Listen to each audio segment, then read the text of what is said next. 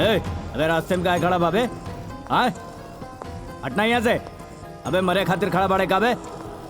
अरे रास्ता से हटना, पगला गेल बड़े का? सुनात नहीं के कारे? हट जाए, रास्ता से हट। अबे पगला गेल बड़े का बे?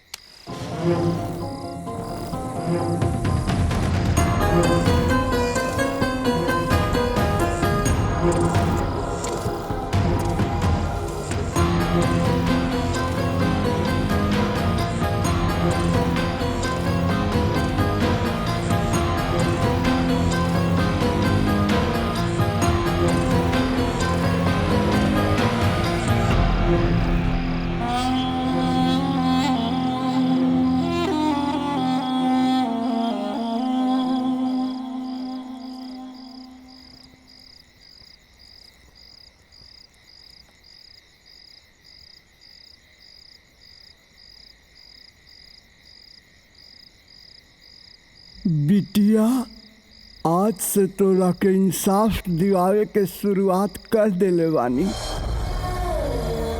ए देश के कानून जौन न्याय तोरा के ना दिवा पौलस, उ न्याय तोरा के ई बूढ़ बाप दिवाई। आज एगो के मार देहनी बिटिया, एगो के मार देहनी, बाकी 3 गो बचल बाना सना। उन्हन के मरला के बाद तोहर अस्थि विसर्जित करब और अपनी बिटिया के श्रद्धांजलि देब। तोहरा के श्रद्धांजलि देब।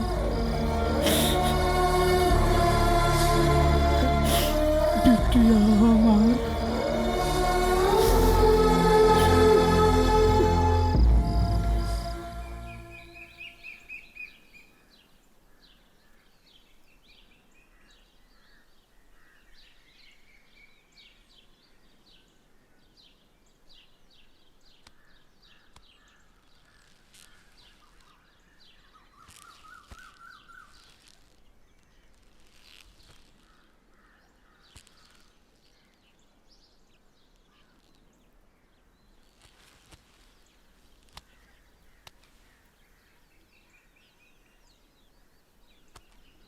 नमस्कार। इस समय की बड़ी खबर। कल रात करीब 11-12 बजे के समय दरोगा आरपी यादव की गला काटकर हत्या कर दी गई। इस समय हम मौजूद हैं कैमरामैन समीर के साथ लखनऊ के जीटी रोड पर। आइए देखते हैं लाश की लाइव जांच पड़ताल और सबूतों की छानबीन, क्योंकि अभी तक ना कोई सबूत मिला है और ना ही सुराग।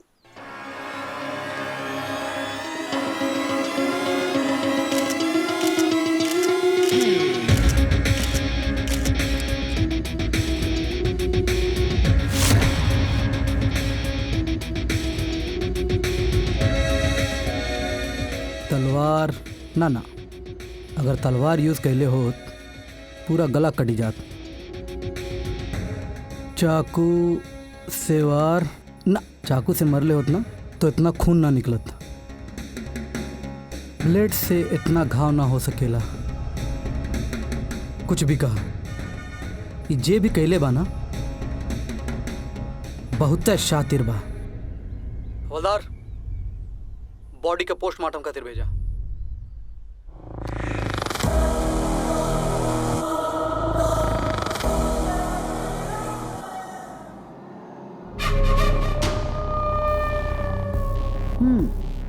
तो दरोगा आरपी यादव के खून हो गई। हाँ मैडम, अरे दरोगा यादव हमनी के बहुत खास आदमी रहलन हा और हमनी के हर टेढ़ा मेढ़ा काम में उनकर पूरा सहयोग रहत रहल हा। तो के का बुझाता रंजीत, ये हत्या के पीछे केकर हाथ हो सकेला? मैडम हमरा के तो लागत है कि हत्या के तार वो अदालत वाला केस से जुड़ल बा। अदालत वाली केस? अरे मैडम, वो लड़की के बाप जिंदे नु बा अभी। गांव के गंवार आदमी, ओकरे पास ऐसा गुर्दा कहाँ बा जौन हत्या जैसन संगीन जुर्म कर सकेला। ओकर तो आधा शरीर में खुदे लकवा मरले बा। वो तो अपने जिंदगी के खुदे मोहताज बा। वो दूसरा के जिंदगी कैसे ले सकेला?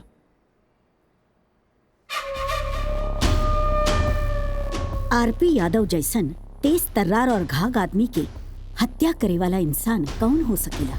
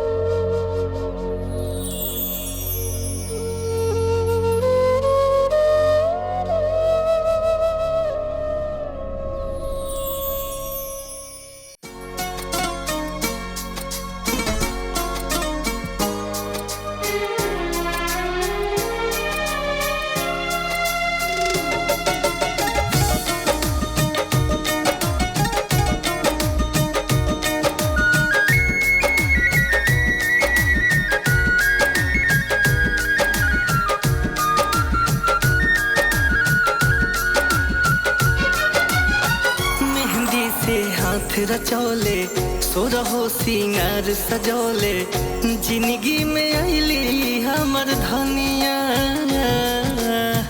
मेहंदी से हाथ रचौले सोरहो सिंगार सजौले जिंदगी में आईली हमर धनिया। ए जान कहीं जाके छुप जा बड़ी तोहरा से नीक मोर कनिया। ए जान कहीं जाके छुप जा बड़ी तोहरा से नीक मोर कनिया।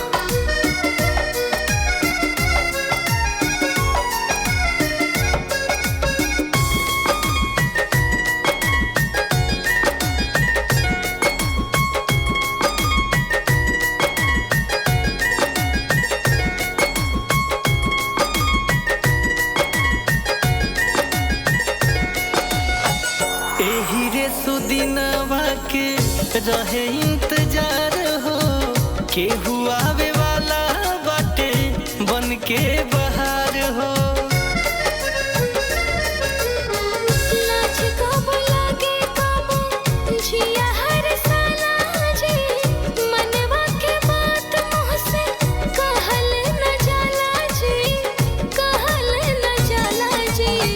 लक्ष्मी तू बाड़ू घर के खुशियन से छतिया धड़ के, लक्ष्मी तू बाड़ू घर के खुशियन से छतिया धड़ के, कनवा में बाजे रोन झुनिया।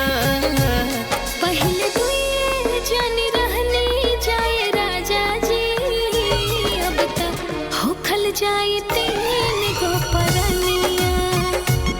पहले दुए जानी रहनी जाए राजा जी, अब तक होखल जाए तीन गो परनिया।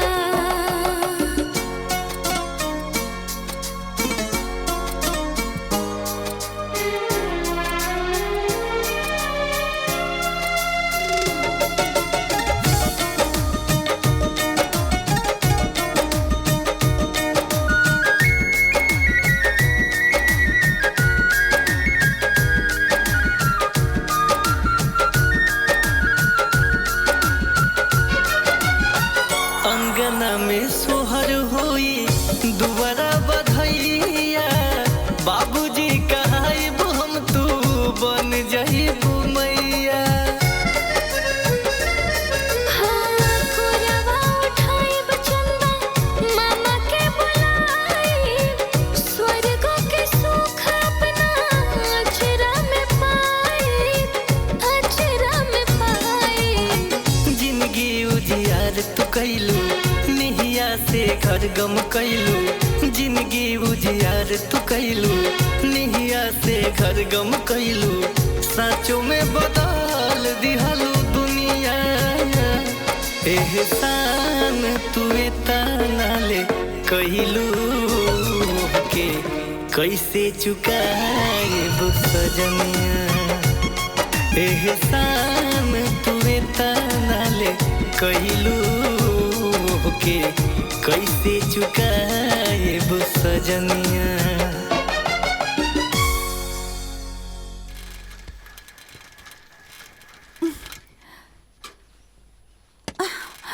ए जी का भइल हो? तबीयत ठीक नहीं है का? कुछ ना, बस थोड़ा पेट में दर्द होता। तोहरा के कितना बेर कहले हैं कि काम धाम कैला के ना, आराम कैला के समय है। आराम करब तो काम कैसे करब और और सेवा कैसे हुई? हमार सेवा करे खातिर ना 7 जन्म के रिश्ता जोड़ ले बाड़ू। तोहरा के हाल में छोड़ के ना काम पर जाए के मन ना करेला, पर जिम्मेदारी के बोझ इतना बा कि जाए के पड़ी। आपन और हमरे बच्चा के ख्याल रखियो। अब जाई, इमोशनल मत करी। जाए हाँ। चल हम जल्दी आ जाए। हाँ, ख्याल रखे आपन।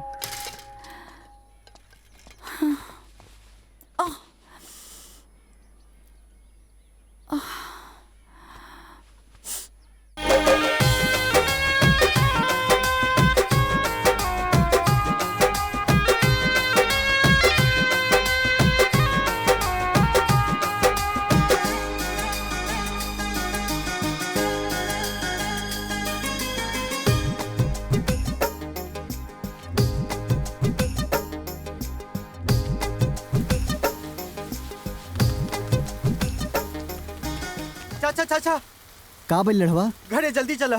काहे? चाची की तबीयत बहुत खराब बा। का? हाँ। चल चल चल, हम आवता नहीं भैया।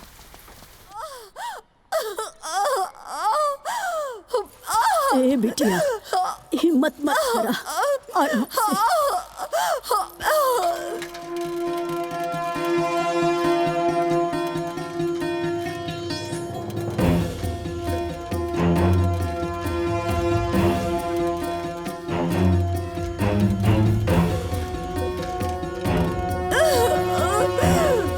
ए बिटिया,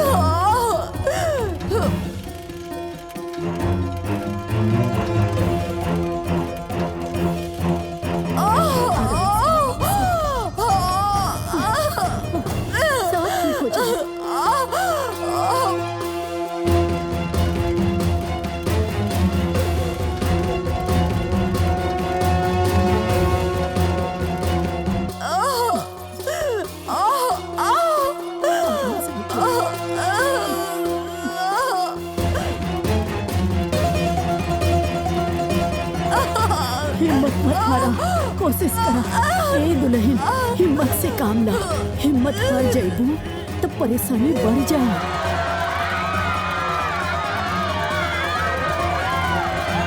ए बिटिया, शांति से।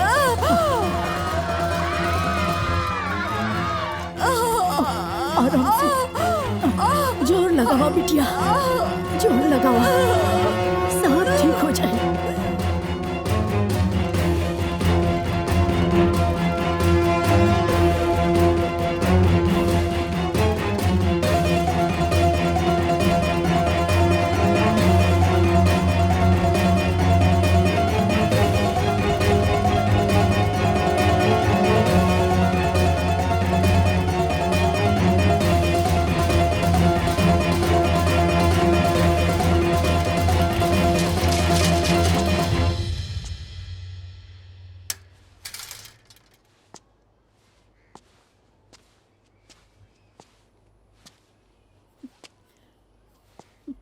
ई का हो गेल बेटा शंकर?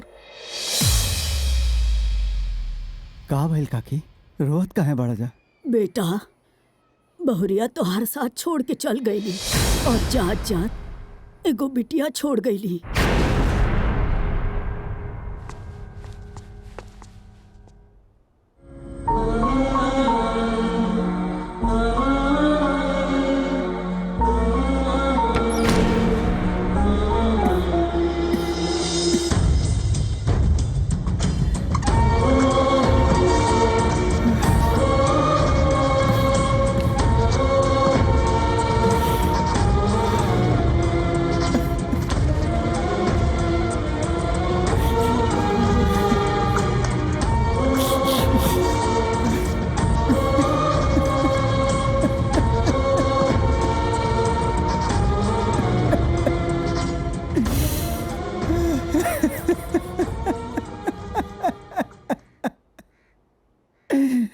अरे यार, 7 जन्म ले साथ निभावे के वादा कैले रहलू हा। एको जन्म भी ठीक से ना निभा पाउलू। ऐसे के जाला? हाँ? के जाला ऐसे छोड़ के? अब तोहर शंकर कैसे रहिए गौरी, कैसे रहिए?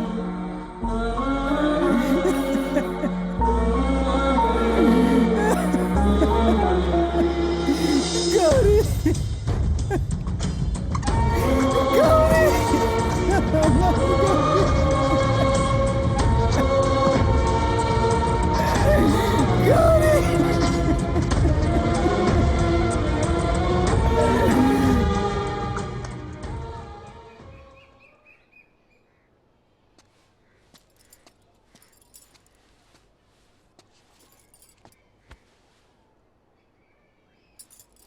ए बेटा, कब तक ई तरी उदास बैठल रहबा? गौरी के गैलन हफ्तन हो गई। उ त निर्मोही रहली, तोहरे गोद में जन्मत हुआ लड़का छोड़ गईली। अब उठा और हिम्मत मत हारा। काम धाम पर जा और खुश रहे की कोशिश करा।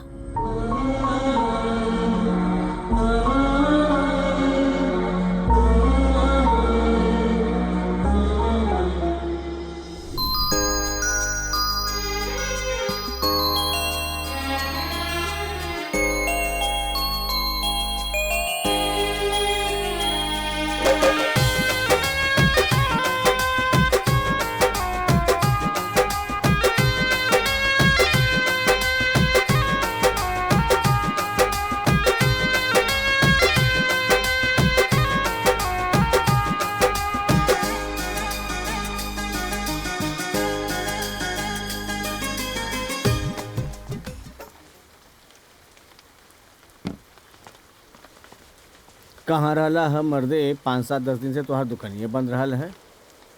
हाँ भैया, वो परिवार में एगो अनहोनी हो गई रहला। हाँ, सुनने रहनी। भैया, हमार बिटिया भुखाइल बिया, तनी दूध पियो ले आई। आराम से पियाला भाई, एकरे खातिर तो आदमी सब काम धाम करता रही। जी ठीक ना, लेकिन आज के औलादी कुल नहीं समझता ने सन। अब ठीक बा भैया, आवा था। हाँ हाँ। बिटिया हमार भुखाइल बिया, ला दूध पिला ला।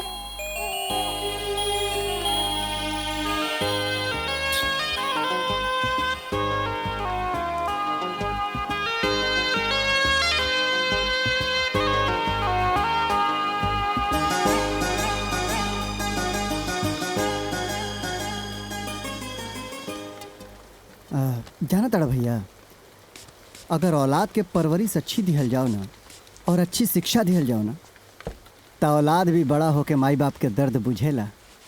इहो बा।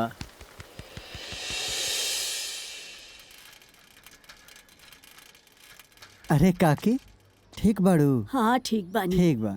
ए बेटा, तोहरे आगे पहाड़ जैसन जिंदगी पड़ल बिया।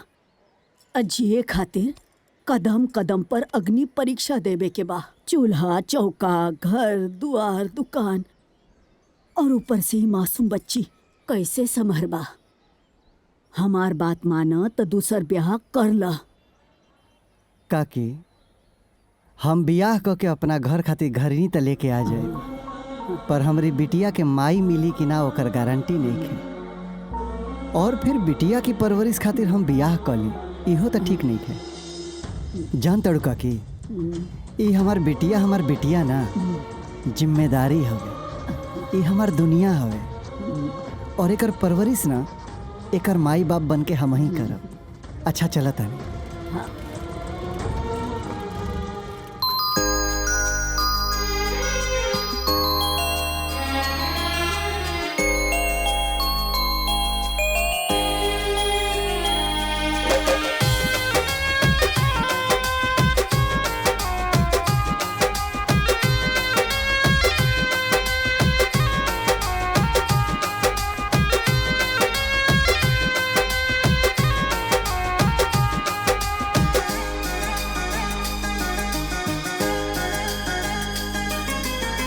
बहुते भाग से पौले बानी बाबूनी हो, मैले खाया चरा में छुपौले बानी बाबूनी हो।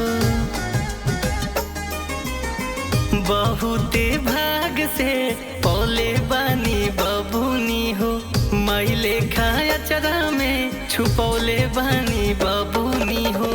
बाबूजी के आँख के पुतरियान हो, बाबूजी के आँख के पुतरियान हो। इहे मांगी बरदान कबहू लागे ना नजरिया हो। इहे मांगी बरदान कबहू लागे ना नजरिया हो।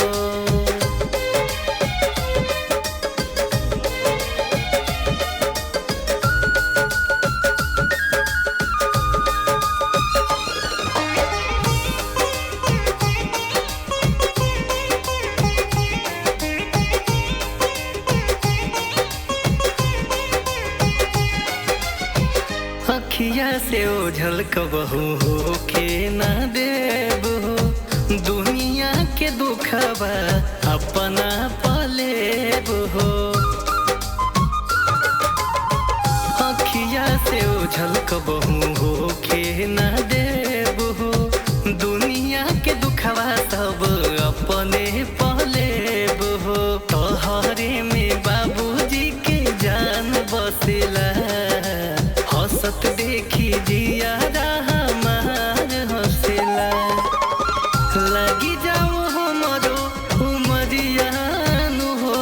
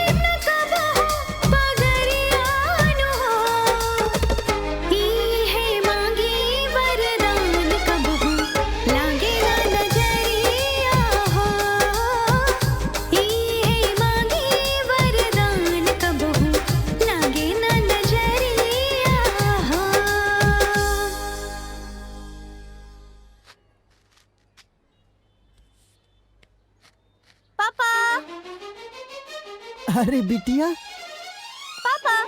ये चाचा ई का कैला? अरे वो बिटिया के देखला के चक्कर में ओने ध्यान चल गए, यही से आधा मुछिया कट गई तोहार, माफ करिया। ये चाचा पूरा सब साफ कही था, कम से कम इज्जत तो बचे। अब 2 मिनट। हाँ पापा ई खाना टाइम से खा लिया। हाँ, और थोड़ा मेहनत कम कल कर पापा, अपन सेहत पे भी ध्यान दिहल कर। सेहत पे का ध्यान दिए हैं जब मुझ पर नहीं दिए ध्यान? अरे भैया जा बिटिया तू जा। पापा अच्छा, स्कूल से प्रिंसिपल सर के फोन आयल रहे। हाँ तो हम उनकरा से मिले जाता नहीं। ठीक बा बिटिया। पापा हाँ? आपसे एगो बात पूछी? हाँ बिटिया। बचपन से लेके आज तक आपके हम यही कपड़ा में देख ले बानी, आपके ये सफेद रंग इतना काहे पसंद बा? जाना तड़ू बिटिया, सफेद रंग शांति के प्रतीक होला। यही से तोहार पापा सफेद कलर के कुर्ता पैजामा पहरे ने, काहे से कि उनका के अपना जीवन में शांति और सुकून चाहिए, बुझाइल? अब जा, साझी के भेंट होई। जा बाय।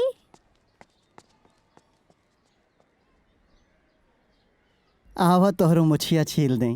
हाँ हाँ, इज्जत बचा ला। May I come in, sir? Yes, come in. Be seated. Thank you, sir. Congratulations, Priya. Thank you, sir. तुमने हर साल की तरह इस साल भी टॉप किया है। पूरा विद्यालय परिवार अपने आप को गौरवान्वित महसूस कर रहा है। I really proud of you Priya. Thank you, sir. Thank you so much. तुम्हारे लिए गोल्डन चांस आया है। वो क्या सर? लखनऊ मेडिकल कॉलेज से तुम्हारे एडमिशन का ऑफर आया है। मैं चाहता हूं कि तुम इसे अपने हाथ से जाने मत देना और अपना एडमिशन वहां करा लो।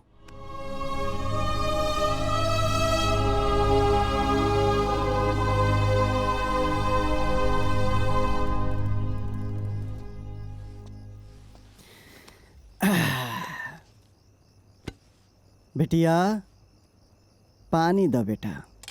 हाँ पापा।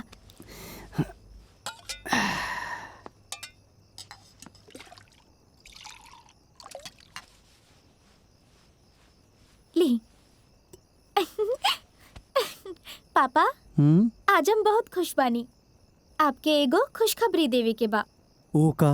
पापा 12वीं के परीक्षा में हम टॉप आइल बानी। का? हाँ पापा, और साथ ही साथ लखनऊ के मेडिकल कॉलेज से हमरा के पढ़ाई के ऑफर भी आइल बा, पर हम प्रिंसिपल साहब के साफ साफ मना कर देनी कि हम ना जाए। अरे हम तोहरा के पढ़ा लिखा के बड़का डॉक्टर बनावल चाहतानी, इहे तो हमार सपना बा, और तोहरा के मौका मिलता तो तू मना कर देलू ह। हाँ पापा, पर हम आपके अकेला छोड़ के कहीं ना जाए। प्रिया, कुछ पावे खातिर ना कुछ खोवे के पड़ेला, और वैसे भी हम अकेले कहाँ बानी। जब तू कमा उमा के बड़का डॉक्टर बन के इतना पैसा कमाइबू ना, तब बढ़िया नौकर चाकर गाड़ी बंगला हो जाए, और फिर वो बंगला में हम महाराजा नियन रहब। हाँ। ओ हमरे प्यारे पापा, मेडिकल के पढ़ाई खातिर बहुत पैसा लागेला वहाँ, कहाँ से इंतजाम करब?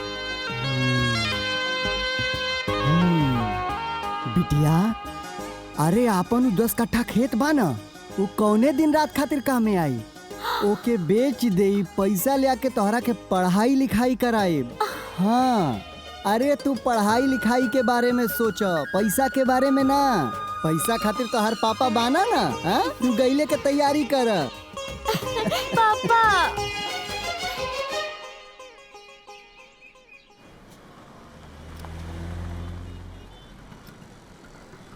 पापा। हाँ बिटिया। खाना पीना सब टाइम टाइम से खा ली हल करी हा। बिटिया, हम खाना पीना सब टाइम से खा ले, तू बस अपना पढ़ाई पर ध्यान दे, अपना कामयाबी पर ध्यान दे, आप पढ़ के बड़का डॉक्टर बनिया। हाँ। रोका रोका रोका, आओ आओ बिटिया, आओ आओ,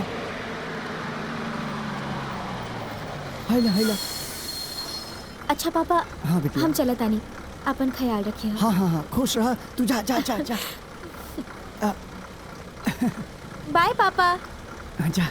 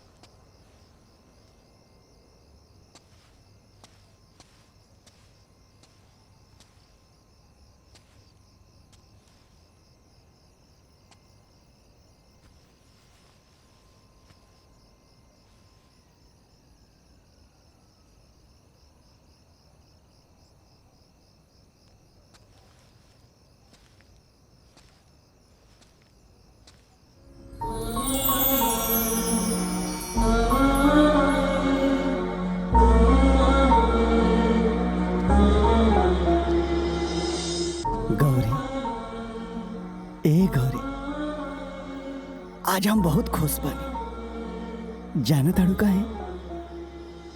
काहे से कि बिटिया के लखनऊ भेज के आवतानी पढ़े खातिर। हाँ, बिटिया की परवरिश में हम कौनो कमी नहीं खी कैले। हाँ, पर आज तोहार बहुत याद आवता, बहुत याद आवता। गौरी, आज तू रहतू ना तब बूढ़ा बूढ़ी दोनों जनी बैठ के आपन सुख दुख बतियावती जा। आज तोहार बहुत याद आवता। खैर, जहां रहिया खुश रहिया।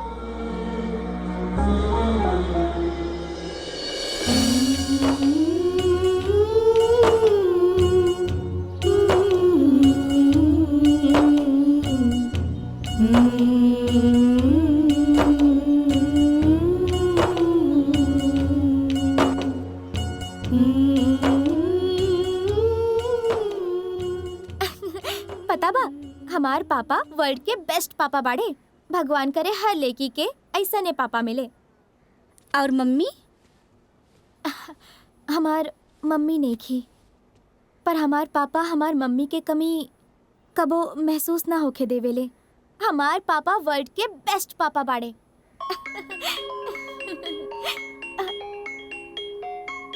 ये देखा, पापा के चर्चा कहनी और पापा के फोन भी आ गए। हेलो, प्रणाम पापा। अरे खुश रहा बिटिया, खुश रहा। ठीक से पहुंच गईलू ना हॉस्टल? हाँ पापा, हॉस्टल भी पहुंच गई नी और सामान भी सेट कर लेनी। और पता बा, यहाँ हमार प्यारी प्यारी सहेलियाँ भी बन गईली। ई तो बढ़िया भइल बिटिया। ना तो हम एजा सोच सोच के परेशान बानी कि अजनबी शहर बा हमार बिटिया कैसे रही अकेले। अच्छा ही बतावा, कॉलेज कैसे? पापा, कॉलेज तो हम कल से जाए। हाँ ठीक बा, अच्छे से पढ़ी हो, पढ़ लिख के बड़का डॉक्टराइन बनिया है ना। ठीक बा पापा, प्रणाम। हाँ, खुश रहा, खुश रहा। वाकई तोहर पापा के तोहर दिल से रिश्ता बा। देखा, तू अपने पापा के याद कैलू और तुम्हारे पापा का फोन आ गए। लगता तुम्हार पापा तुझसे बहुत प्यार करेले। हाँ यार, हमू हर सपना पूरा करब जौन सपना हमार पापा देख ले बाड़े। शंकर चाचा, प्रिया बहन कॉलेज पहुंच गई का? हाँ हो, कॉलेज भी पहुंच गईली, हॉस्टल में कमरा भी मिल गई और पढ़ाई भी शुरू हो गई। चला अच्छा बा, पढ़ लिख के बड़का नाम कमाई। अच्छा बा, बड़का डॉक्टर नहीं बनी। जाना तड़ा, हमहू कबो डॉक्टर बनल चाहत रहनी। परिवार के हालात ठीक ना रहे, रुपया पैसा ना रहे तो डॉक्टर ना बन पाऊनी। यही से आज कैंची और कंघी लेके बाहर के ऑपरेशन करता नहीं। माइंड ब्लोइंग प्रिया, मतलब तहर जितना तारीफ कइल जाए कम बा। का दिमाग पहले बाड़ू। क्लास में प्रोफेसर साहब के सवाल के जवाब ऐसे देत रहलू है जैसे लागत रहा कि ऊ तोहरा स्टूडेंट हवन और तुम्हें उनकर प्रोफेसर हो। तारीफ खातिर शुक्रिया। वैसे तू भी बड़ा टैलेंटेड बड़ा। हाँ, तोरा से दोस्ती करके अच्छा लागल सूरज। हमरो। वैसे एगो बात कही, तोहार शादी जौना लड़का से होई नु, वो लड़को तहार स्टूडेंट बन जाई और तुम्हें होकर प्रोफेसर बन जाइबू। नो नो नो, अभी कोई शादी नहीं, अभी कोई फैमिली टेंशन नहीं, ओनली पढ़ाई। और दोस्ती?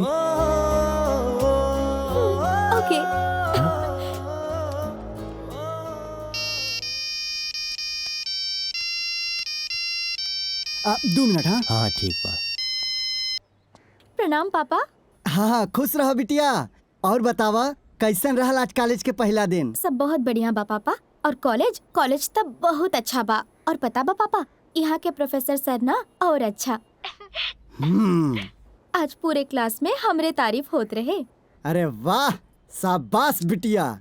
अब तू ऐसा ही मन लगा के पढ़ी है। हाँ जी पापा। पापा पता बा, आज क्लास में ना एगो सूरज नाम के लड़का हमार दोस्त बनल। और उहो ना पढ़ाई में बहुत तेज बा। बिटिया देखा, हमरा के तोहरा ऊपर पूरा भरोसा बाटे कि तू ई दोस्ती यारी हंसी मजाक के कभी भी अपना पढ़ाई के बीच में ना आवे देबू, रुकावट ना बने देबू, है ना? निश्चिंत रहा पापा, हमके हमार टारगेट से ना केहू ना हटा पाई। ठीक बा। अच्छा पापा, रखा तानी, आपन ख्याल रखिए। हाँ प्रणाम। हाँ हाँ, खूब खुश रहा, खुश रहा।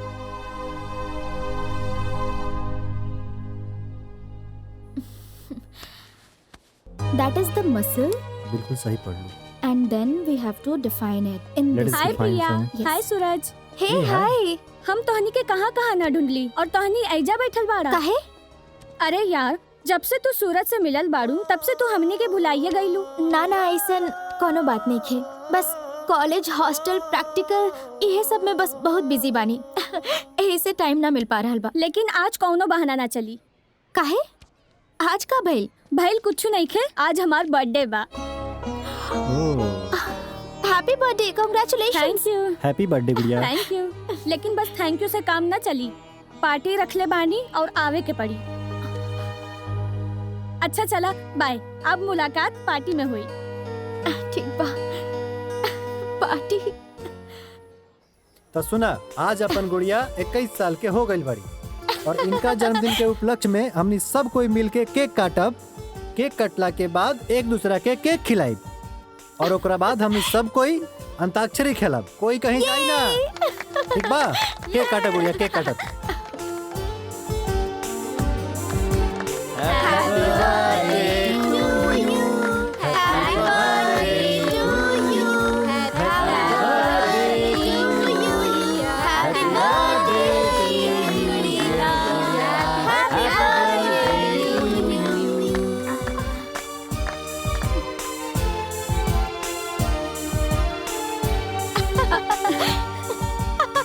हैप्पी बर्थडे गुड़िया। कितनी प्यारी लग रही है। बैठे बैठे क्या करे, करना है कुछ काम, शुरू करो अंताक्षरी। लेके गुड़िया का नाम। माँ। मुझे कुछ तुमसे है कहना, कह दो ना। दिल कहे अब चुप रहना, कह दो ना, कह दो ना। नहीं नहीं, अभी नहीं, थोड़ा करो इंतजार।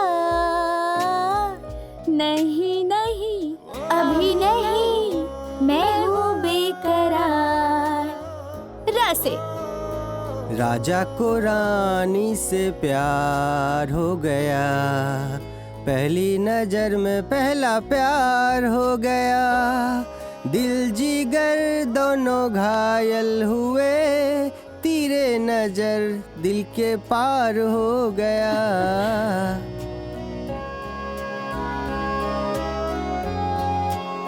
ये दिल तुम बिन कहीं लगता नहीं, हम क्या करें, तुम ही कह दो अब ऐ जाने वफा, हम क्या करें।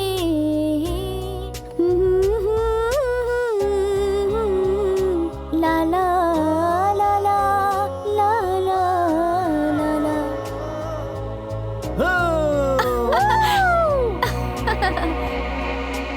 आज पार्टी में मजा आ गया। हाँ प्रिया, तोहरा से अपना मन के एगो हम बात कहे के चाहता नहीं। कहा ना। बुरा तो नानू मनबू? ना मानब। बुरा ना मनबू तो बोले। सूरज बोला। अरे का भाई? बाइक खराब हो गई।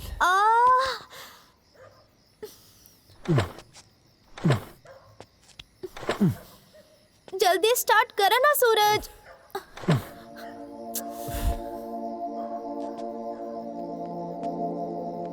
बाइको नहीं के चाहत कि हम अपना दिल के बात तोहरा से कहीं। हमरा के मालूम बा तोहार दिल के बात, पर हमरा के ना हॉस्टल पहुँचे के बा। आधा घंटा में अगर हॉस्टल ना पहुँचनी ना तो हॉस्टल के गेट बंद हो जाई। आधा घंटे के अंदर ना हमनी पैदल चल के भी हॉस्टल में पहुंच जाए, है ना? पैदल इतना दूर? अरे तू चला तो सही, आधा घंटा में हमनी पहुंच जाए। चला, रास्ता में अपना दिल के बात भी हम कह देम तोरा से। चल चला तू।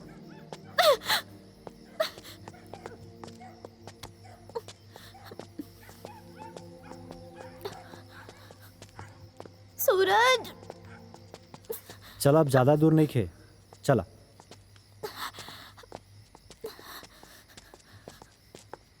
बस पासे में तब आप जल्दी पहुंच जाइए।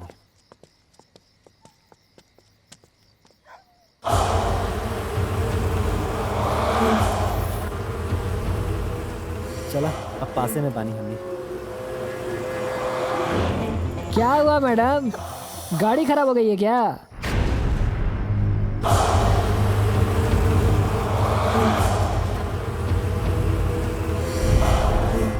सुना, ये बड़ बाप के बिगड़ल औलाद हमासा, एकनी के मुँहे मत लगिया। अब चला। चलो। अरे मैडम, इतने प्यार से सवाल पूछ रहा है, जवाब तो देते जाइए। हमारी गाड़ी खराब हो गई है। गाड़ी खराब हो गई है, कहीं छुड़वा दें क्या? नहीं, नो थैंक्स, हम लोग चले जाएंगे। क्या मैडम, हम आपकी मदद करना चाहते हैं और आप इनकार कर रही हैं? आइए ना मैडम, घर छोड़ देते हैं आपको। खबरदार, बदतमीजी की ना तो पुलिस को बुला दूंगी। पुलिस? ये जो शोएब बैठा है ना, यहाँ के स्टेट मिनिस्टर का बेटा है। और ये विक्की, ये स्टेट के सबसे बड़े बिल्डर रंजीत सिंह का बेटा है। और हम लखनऊ के सबसे बड़े डॉक्टर अंसारी के बेटे हैं। और यहाँ की पुलिस प्रशासन वही करती है जो हमारे माँ बाप चाहते हैं। तो हम क्या करें? हमको क्यों बता रहे हो?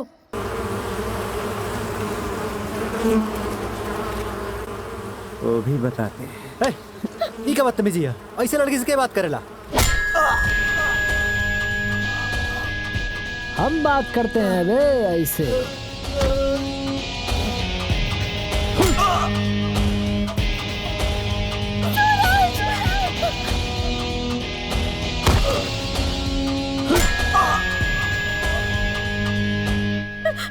ये क्या किया तुम लोगों ने?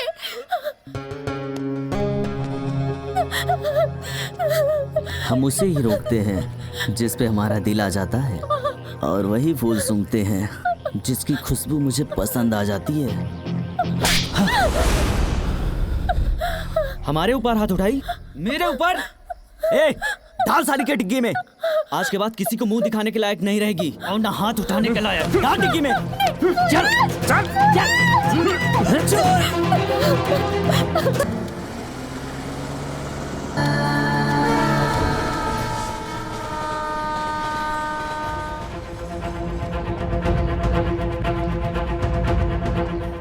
मैडम, मैडम, प्रिया हमार बेटी है, वो कहाँ बाड़ी? आगे से जाके राइट। हाँ, धन्यवाद।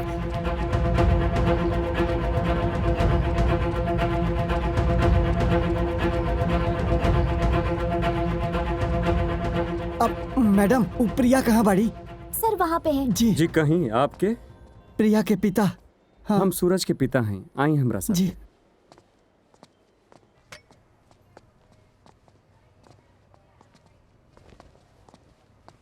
बेटा सूरज, ये प्रिया के पापा आयल बाणे। सूरज, इकुल कैसे हो गई? कैसे भइल है इकुल? चाचा, वो दिन हम और प्रिया एगो दोस्त के बर्थडे पार्टी से वापस आवत रही। हाँ। ओकरा बाद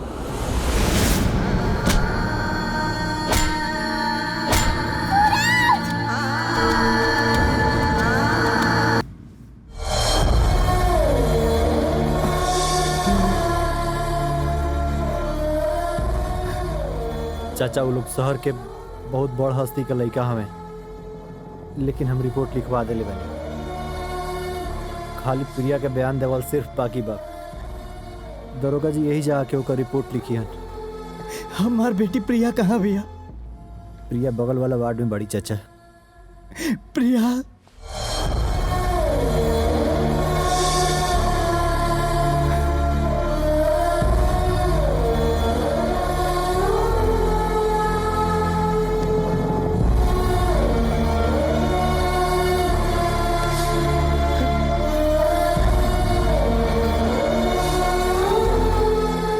प्रिया, ए प्रिया, अरे का हो गए रे?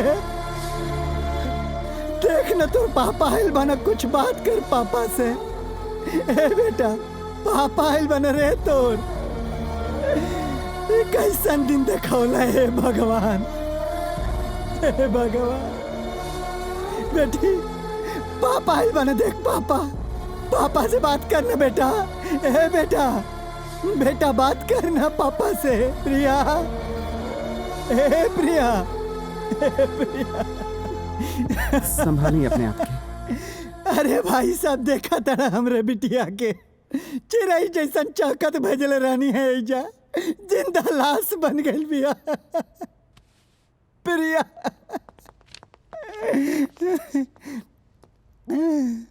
डॉक्टर, अब लड़की की हालत कैसन बा? हालत बहुत बुरी है इंस्पेक्टर। उन हैवानों ने दरिंदगी की सारी पराकाष्ठा को पार कर दिया है, और इस बेचारी के साथ उन्होंने बलात्कार तो किया ही, उसके साथ ही उन्होंने बोतल और सरिया भी डाल दिया। लड़की बयान देवे के काबिल कब तक हो जाएगी? कुछ कहा नहीं जा सकता। अभी वो कोमा में है, 3-4 महीने या साल भी लग सकते हैं।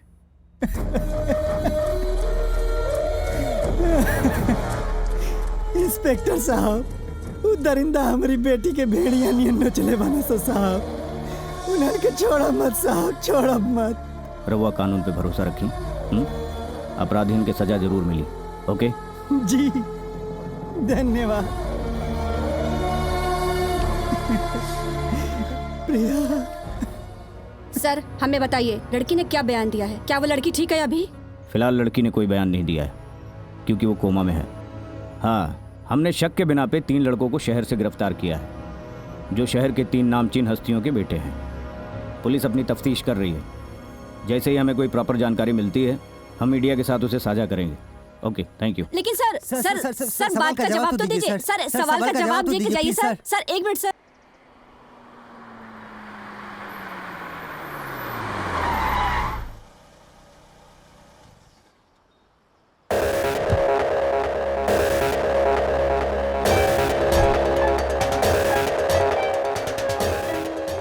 जय हिंद।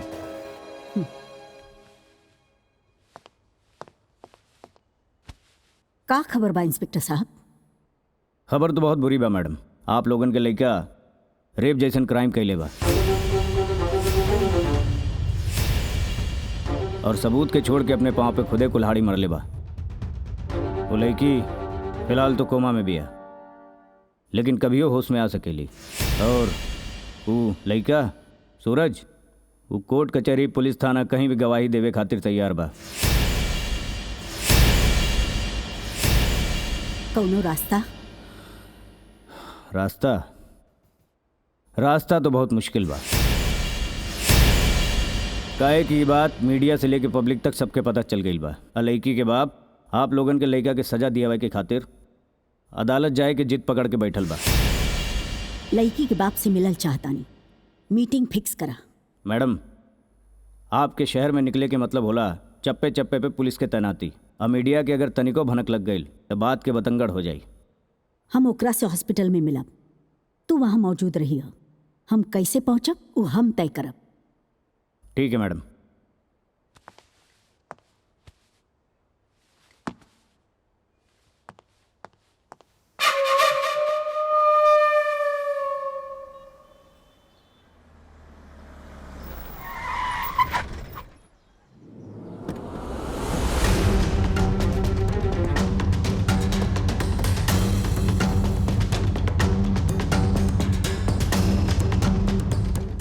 पापा के परी तू पापा के परी, पापा के परी, तू पापा के। रहुआ सबे के बानी? चाचा जी, आप हैं स्टेट होम मिनिस्टर बेगम फातिमा शेख, और आप हैं लखनऊ के सबसे बड़े डॉक्टर डॉक्टर अंसारी, और आप शहर के एक बहुत बड़े बिल्डर रंजीत सिंह साहब। पर ये लोग हमरा से मिले कहे आइल बा? समझौता करे खातिर। समझौता? कैसन समझौता? इहे कि हमहन के लइकन से गलती भइल बा, तोरे लड़की के रेप कर दिया सन। अरे त गलती के मतलब उनके फांसी दियावल ना न जाई, उनके सुधारल जाई। और सुना, और जे हो गइल बा उ त लौट के ना आई। अब ओमे कुछ कहीं नहीं खिंचा सकत। ई हाय तौबा करके का फायदा? भाई साहब, अपने के आपने के बच्ची के दिल पे जो गुजर रहल बना, हमने की खूब बढ़िया से समझ रहल बा। अपन बेटा के गलती के प्रायश्चित हमने के भुगतान करा। 1 करोड़ रुपया, 1 करोड़ रुपया रउआ के बेटी के भविष्य संवारे के लिए देव हमने के। अरे भाई, बच्ची के रेप भइल बा, 1 करोड़ कम बा, 2 करोड़ दिहल जाई। का हो, ठीक बना? अरे भाई, बच्ची के रेप 3 लोग कैले बा, 3 लोग मिलके गलती कैले बा, त 2 करोड़ ना 3 करोड़ रुपया मिली। 3 करोड़ रुपया ना बहुत बड़ा रकम होला। बाप बेटी की ना जिंदगी संवर जाई। कोर्ट कचहरी के झंझट छोड़ा, पैसा ला, केस वापस ले ला और लइकन के माफ करा। अरे माफ कर दा, रेप हो गई तो हो गई, लेकिन आइंदा ऐसा ना होई, एकर जिम्मेदारी हमनी पे बा। माफ कर दा। माफ कर दी? तोहनी के लइकन के माफ कर दी? अरे तोहनी का लइका गलती ना, अपराध कैले बाना सा, अपराध जौना के सजा कोर्ट तय करी, कोर्ट। और तू तो एगो औरत हो, बेटी के रूप। अरे एगो बेटी होगी, एगो बेटी के न्याय दिवला के बजाय अपने लइकन के गुनाहे पर पर्दा डाला तड़ जाता लोग। शर्म नहीं किया होता लोगन के? देखा हमरे बेटी के, देखा गांव से भेजले रहनी ना त चाका चिड़ै जैसा नाइल रहे जा, और आज जिंदा लाश बना देले बान सा तोहनी के लइका हमरा बेटी के। अगर प्राश्चित कल चाहता रहा ना तो कानून से अपना बेटा के सजा दिवावा सा, न तो हम कोर्ट में तोहनी के बच्चन के फांसी के सजा दिवा के दम ले। बड़ा ही बेवकूफ पड़ा। शायद तो के हमरे पावर के अंदाजा नहीं खे। यहाँ के कानून भी हमरे मर्जी से चलेला और प्रशासन भी हमरे इजाजत से सांस लेवेला। यहाँ के कोर्ट भी हम ही बानी और जज भी हम ही बानी, और फैसला उहे होला ना जौन हम चाहिला। अदालत जयबा जा, अब तोहार मुलाकात हमसे ना अदालत में हुई। अल्लाह हाफिज।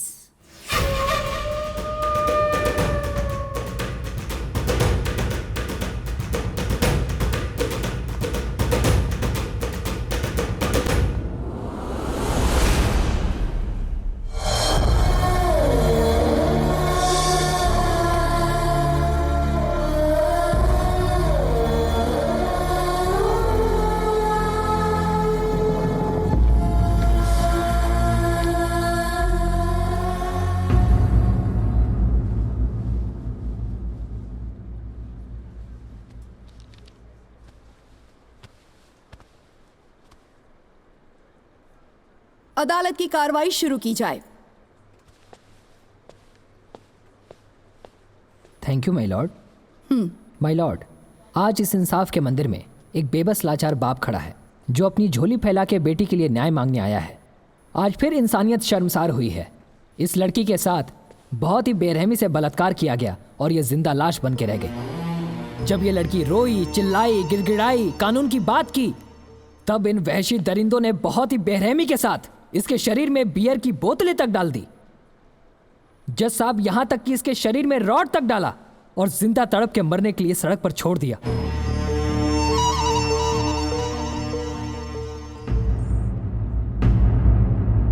कटघरे में खड़े ये तीनों लड़के इंसान नहीं, इंसान के रूप में वहशी दरिंदे हैं जिन्हें समाज में खुला छोड़ना देश की बहू बेटियों के लिए खतरे से खाली नहीं है।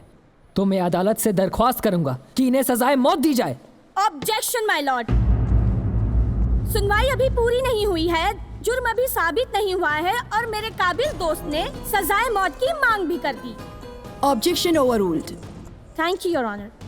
मैं मानती हूँ कि शंकर की बेटी प्रिया शर्मा के साथ बेरहमी से रेप किया गया है। मुझे भी दुख है इस बात का, मेरी सिंपैथी है इनके साथ। गुनहगारों को सजा जरूर मिलनी चाहिए, लेकिन पहले पता तो चले गुनहगार है कौन। आप कहना क्या चाहती हैं? मैं कहना नहीं, बताना चाहती हूँ। कटघरे में खड़े ये तीन लोग बेगुनाह बेकसूर हैं और इन्हें सिर्फ और सिर्फ शक के बिहाफ पर फंसाया जा रहा है। और शक सिर्फ इस बात का कि मौकाए वारदात पर इनकी गाड़ी मिली, पर गाड़ी में ये लोग मौजूद नहीं थे, बल्कि घटना के उस रात ही ये लोग शहर से सैकड़ों किलोमीटर दूर गोवा में अपने फ्रेंड के बर्थडे पार्टी में मौजूद थे।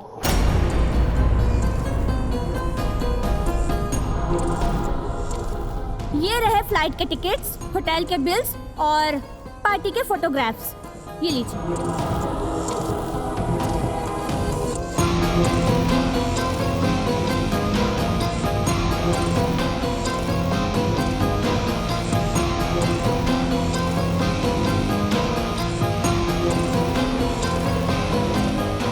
और रही बात गाड़ी की, तो ये सच है माय लॉर्ड कि गाड़ी इन तीनों लड़कों की ही थी, मगर घटना के 2 दिन पहले ही हजरतगंज के चौराहे पर इनकी गाड़ी चोरी हो गई, जिसकी रिपोर्ट इन लोगों ने हजरतगंज पुलिस स्टेशन में दर्ज भी कराई और उस एफआईआर की कॉपी भी उसी फाइल में है माय लॉर्ड जी। ऑब्जेक्शन माय लॉर्ड। मेरे काबिल दोस्त सबूतों को तोड़ मरोड़ कर पेश कर रही हैं और केस को भटकाने की कोशिश कर रही हैं और गुनहगारों के गुनाह पे पर्दा डाल रही हैं। लेकिन उस रात का मेरे पास एक ऐसा चश्मदीद गवाह मौजूद है जो उस रात वहां मौजूद था, जिसने प्रिया शर्मा के साथ हुए बलात्कार को अपनी आंखों से देखा था। मैं उसे बुलाने की इजाजत चाहूंगा। इजाजत है। सूरज हाजिर हो। प्लीज।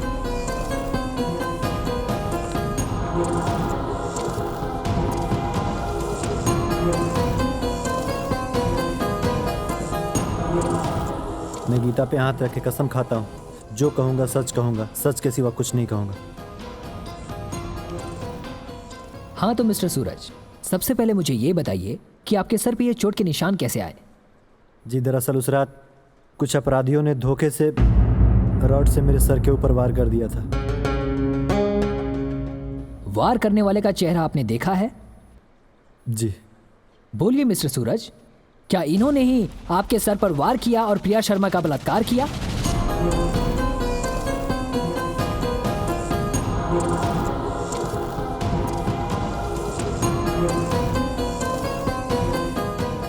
चुप क्यों हैं? बताइए मिस्टर सूरज, बताइए इस अदालत को कि ये वही तीनों लड़के हैं। बताइए कि इन्होंने ही आपके सर पे मारा था और प्रिया शर्मा का रेप किया था। जी नहीं, ये वो लोग नहीं हैं।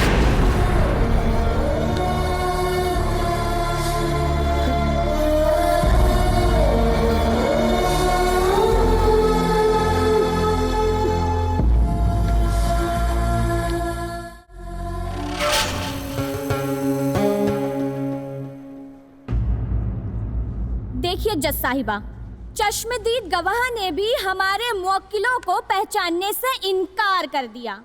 इसका मतलब शीशे की तरह साफ है कि हमारे मुवक्किल बेगुनाह और बेकसूर हैं, लिहाजा इन्हें बाइज्जत बरी कर दिया जाए। That's all my lord।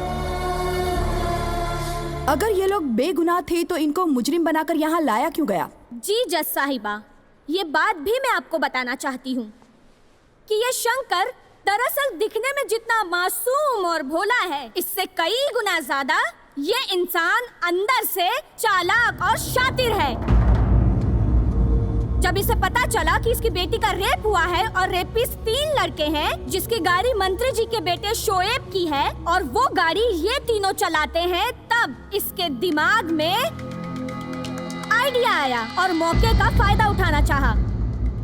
और इसे लगा शोएब, अफरोज, विकी ये तीनों बहुत ही बड़े घराने के बच्चे हैं जिन्हें फंसाकर आसानी से करोड़ों रुपए वसूले जा सकते हैं।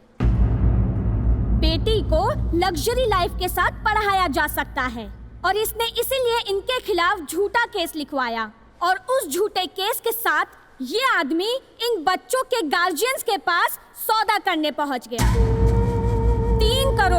3 करोड़ रुपयों की मांग की है इसने। अदालत में मौजूद मंत्री फातिमा शेख, डॉक्टर अंसारी और बिल्डर रंजीत सिंह ने इन्हें पैसे देने से इनकार कर दिया तो इसने इन बच्चों को झूठे केस में फंसाया और इन्हें कोर्ट तक घसीट लाया। आप चाहे तो इंस्पेक्टर आरपी यादव जी से भी पूछ सकती हैं। उन्हें इस घटना के बारे में अच्छे से मालूम है। आरपी यादव हाजिर हो।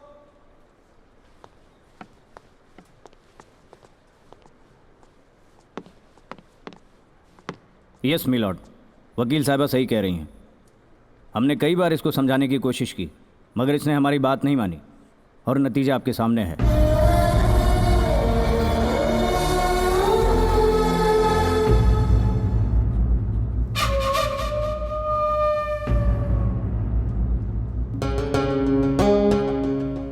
तमाम गवाहों और सबूतों को मद्देनजर रखते हुए अदालत इस नतीजे पर पहुंची है कि शोएब, अफरोज और विक्की इन तीनों के खिलाफ कोई भी पुख्ता सबूत ना होने की वजह से इन तीनों को बाइज्जत बरी किया जाता है।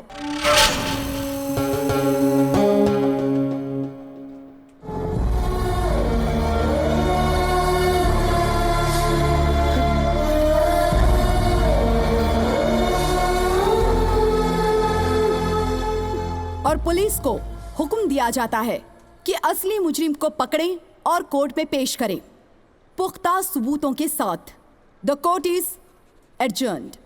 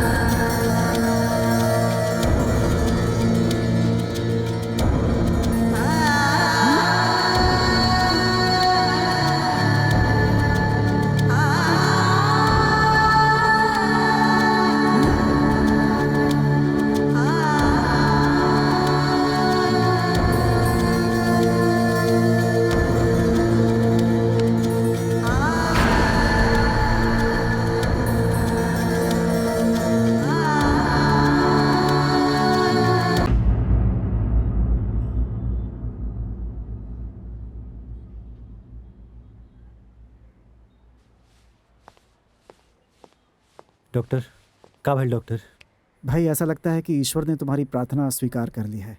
आज पूरे 10 दिन बाद वो होश में आए हैं मगर का डॉक्टर बहुत बड़ा अटैक था। सदमे से ब्रेन की एक नस दब गई है जिससे उनके आधे शरीर को लकवा मार गया है। अगर तुम चाहो तो जाकर उनसे मिल सकते हो। ठीक बा डॉक्टर।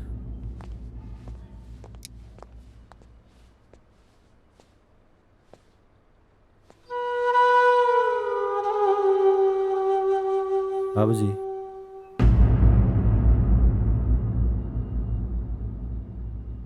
अब यहाँ का करे अइला? बाबूजी, हम जानता नहीं कि प्रिया के मौत और आपके ये हालत के कहीं ना कहीं से हम ही जिम्मेदार बनी, लेकिन का करती। वो दरोगा आरपी यादव और मंत्री के गुंडा लोग हमारे मतारी बाप के किडनैप कर ले रहे।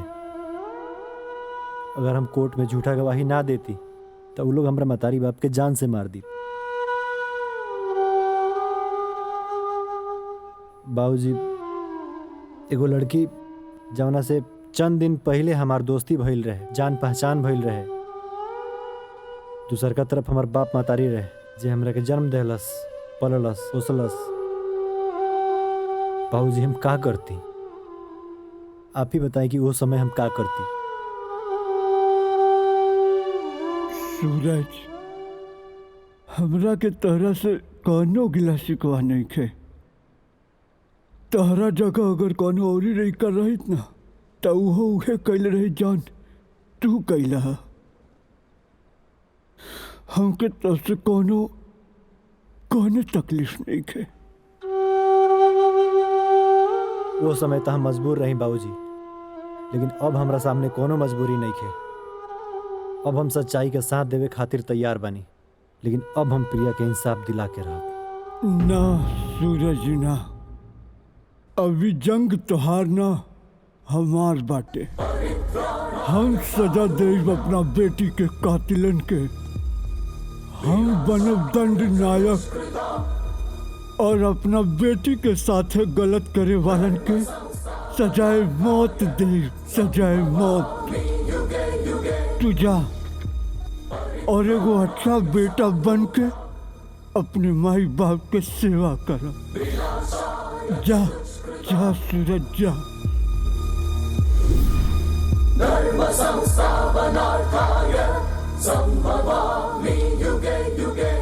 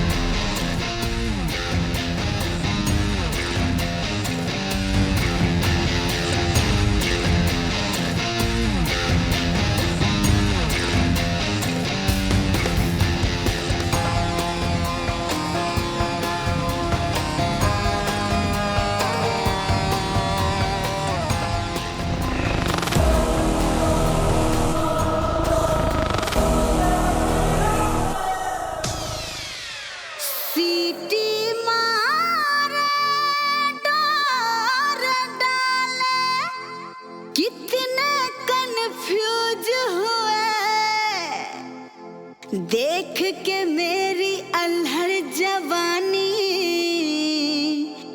कितनों के बल्ब फ्यूज हुए।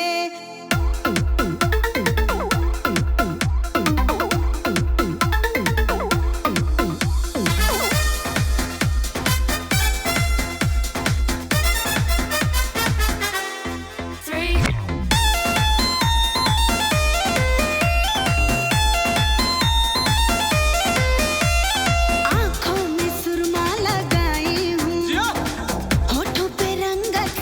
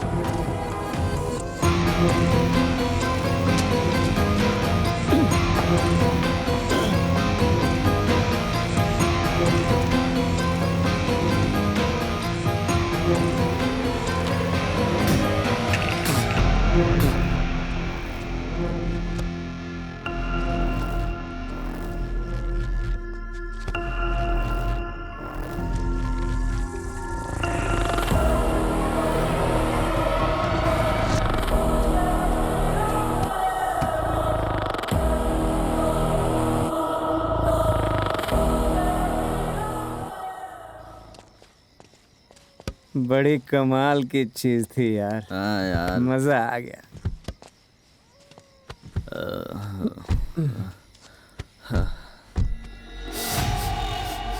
यार मैं कैसी? कुछ नहीं यार, गाड़ी चलाओ। ठीक है।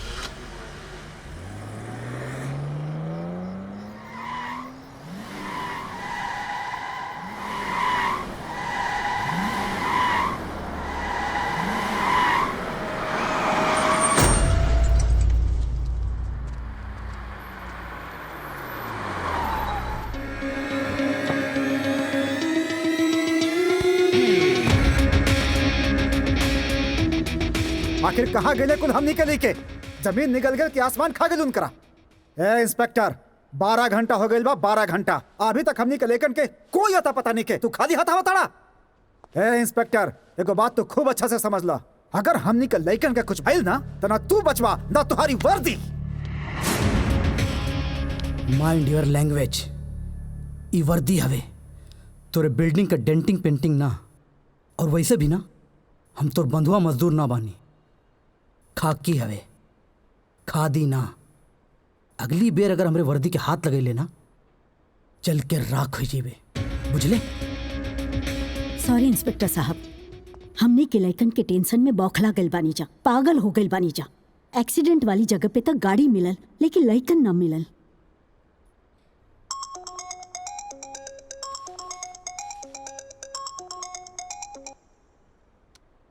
हेलो, ये बोला था? पहले स्पीकर ऑन कर। स्पीकर ऑन कर देनी, बतावा क्या बोला था? ये बोला तानी इम्पोर्टेंट नहीं थे, का बोला तानी इम्पोर्टेंट बा। अभी तक तो पूरा लखनऊ शहर के साथ साथ तोनियो तीनों के पता चल गई हुई कि तोनी के लड़का किडनैप हो गई बानो से। तबे ना इंस्पेक्टर साहब तोनी के घरे आइल बानो।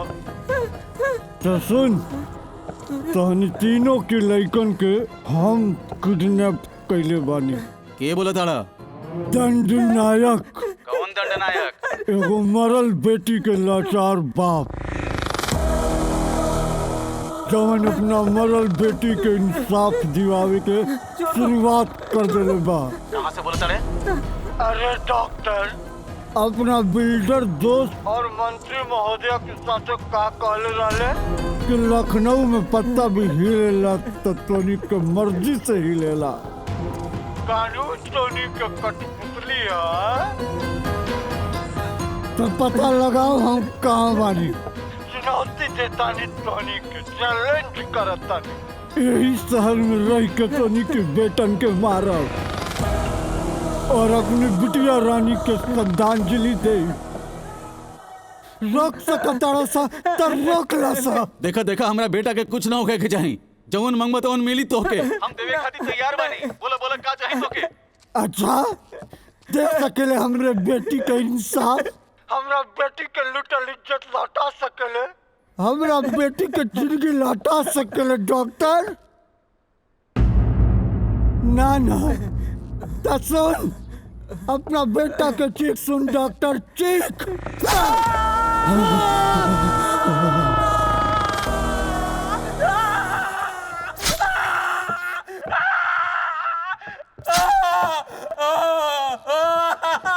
बेटा अफरोज, का भाई तो के बेटा का भाई? भाई नहीं खे, होखे वाला बाटे। डॉक्टर, हम तोरा बेटा के एगो सुई लगावे जाता नी। ए सुई से तोर बेटा 20 से 25 मिनट जिंदा रही। त तोरा लगे तोरा बेटा के बचावे खातिर मात्र 20 से 25 मिनट बा। पर अफसोस कि ते अपना बेटा से 45 से 50 मिनट की दूरी पर पड़े। डॉक्टर, मानस सिटी के पीछे वाला निर्माणाधीन बिल्डिंग में तोरा बेटा के रखले बानी। तोरा बेटा के जनाजा उठावे के तैयार हो जो, और अगर बचा सकता है तो बचा ले। डॉक्टर हवे ना? देखा देखा हमरा बेटा के कुछ मत करिहा।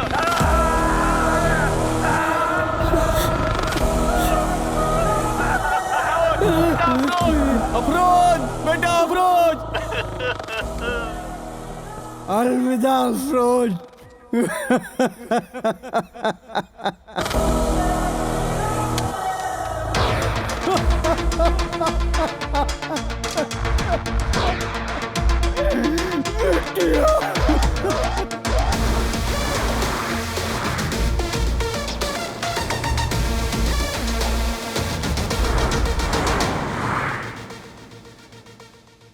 कोर्ट कचहरी न्याय किया ना थाना पुलिस न सुना गुहार, जला कलेजा एक बाप का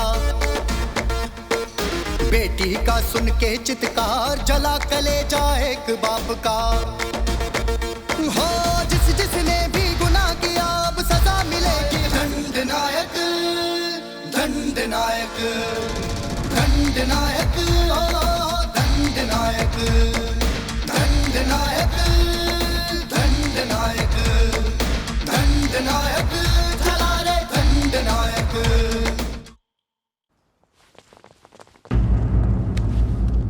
अफरोज, बेटा अफरोज, उठ जा बेटा, खुदा के वास्ते उठ जा बेटा अफरोज। कहो गई हमरा बेटा के, हमरा बच्चा के मार देलस।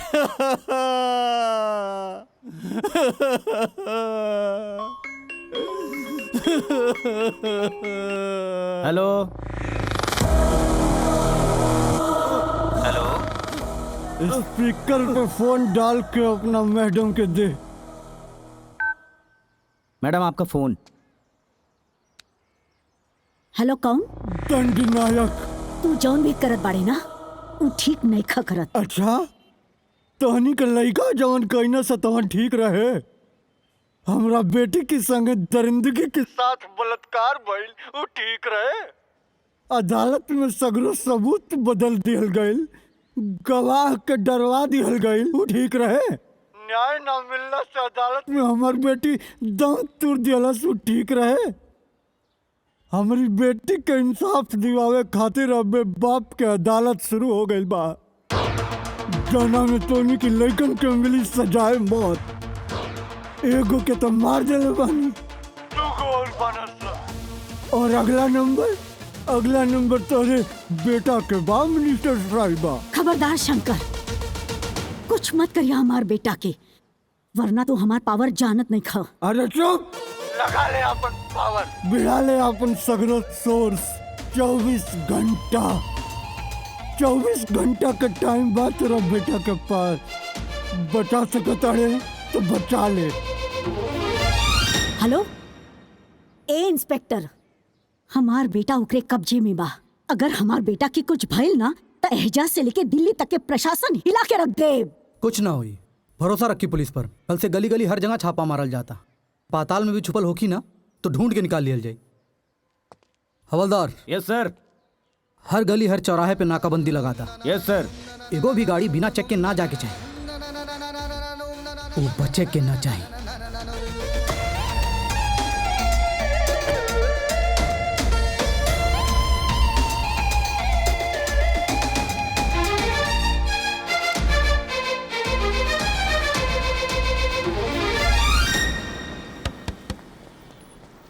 सारा सिस्टम हिला दिया है, हो ना को पानी पिला दिया है। हो सारा सिस्टम हिला दिया है, ना को पानी पिला दिया है। खादी खादी सब टेंशन में पंजा मौत से लड़ा लिया है। थर थर कांपे अत्याचारी, कब आ जाए वो दुखदायक दंडना दंडनायक दंडनायक ओ दंडनायक दंडनायक दंडनायक दंडनायक चला रे दंडनायक। बिटिया, तोरा पवित्र शरीर के अपना नापाक हाथ से छुए वाला ये गौरी दरिंदा के हम मार दहनी। दूगो और बचल बने सा, हाँ उन्हें के मार दे। उन्हें के ना तो प्रशासन के पावर बचा पाई ना कानून के जान। इ तोरे पापा के तोहरा से वादा बा बिटिया, वादा बा। कल से हर जगह नाकाबंदी लगा दिया गिल बा और जगह जगह पे छापामारी भी होता। का फायदा इंस्पेक्टर, का फायदा जब अभी लेना हमने के लड़का मिलल ना मुजरिम गिरफ्तार भइल। अरे एक अदना सा अपाहिज बूढ़ा कानून के छाती पर चढ़ के तांडव कर रहल बा, तांडव। चारों तरफ खून के होली खेल रहल बा। तू और तोहर पूरा डिपार्टमेंट असहाय होके तमाशा देख रहल बाड़ा। 24 घंटा के चैलेंज दिले रहल, जौन खत्म हो गई। का भइल? कहाँ बा हमार बेटा और कहाँ बा वो कातिल? अरे मिलल हमार बेटा, अब मिलल वो मुजरिम।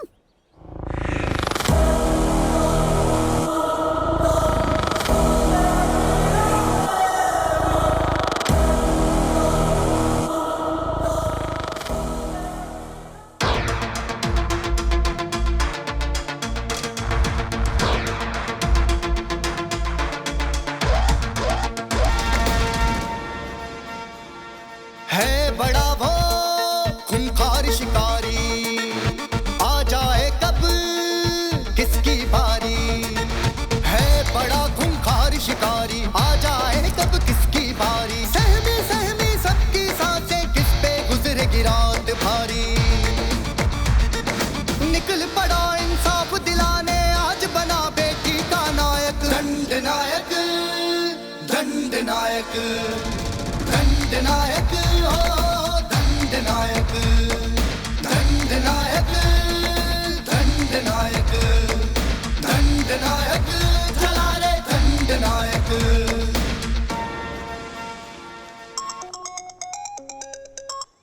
हेलो, बरखुरदार फिर से मोबाइल स्पीकर पर रख के अपना मैडम से बात कर रहा हूँ। मैडम आपका फोन। हेलो, कौन? दंडनायक। का मैडम, दीपक तले अंधेरा सुनले रहनी है, लेकिन आज तो हम देख लेनी। पूरा शहर के गली गली चप्पा चप्पा पर पुलिस बैठा देलू। तनी अपनी घर में बैठा देले रहतू मैडम, तो आज तोहार बेटा जिंदा रहित। का मतलब बा तोहार? मतलब ही कि अपना छत पर जाके देखा, तोरे लड़का के लाश तोहार इंतजार करता। जा जा अपना बेटा के जनाजा उठावा। पहले हमार बेटा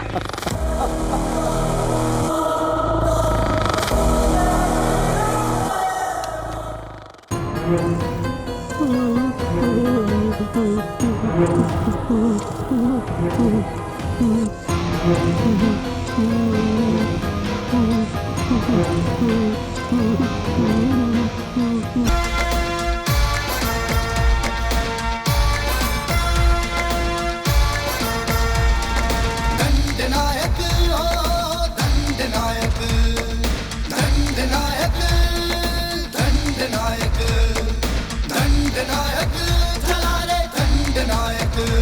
आज की ताजा खबर, फातिमा शेख के बेटे की कलाई काटकर हत्या। दंडनायक ने उसे अपने हाथों से मारा। भाई ये दंडनायक कौन है? ई तो हमहू नहीं जानत, लेकिन ई उहे हो जेकरी बेटी के रेप भइल रहे।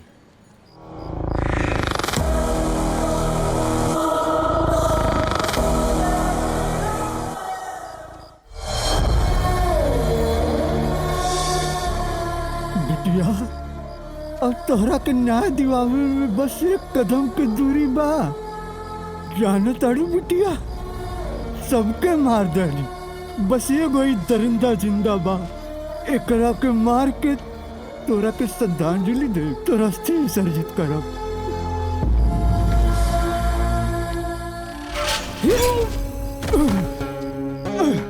बुढ़ा हमरा के मर पे ते जानत नहीं कि हम के बानी।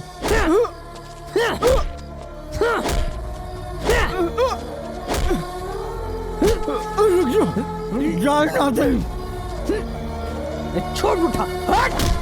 रुक जा, छोड़ो ना तो क्या, छोड़ो ना।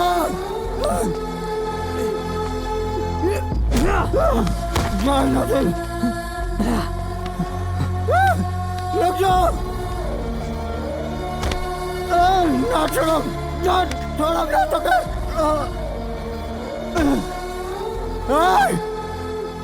बचना पड़ेगा हमसे।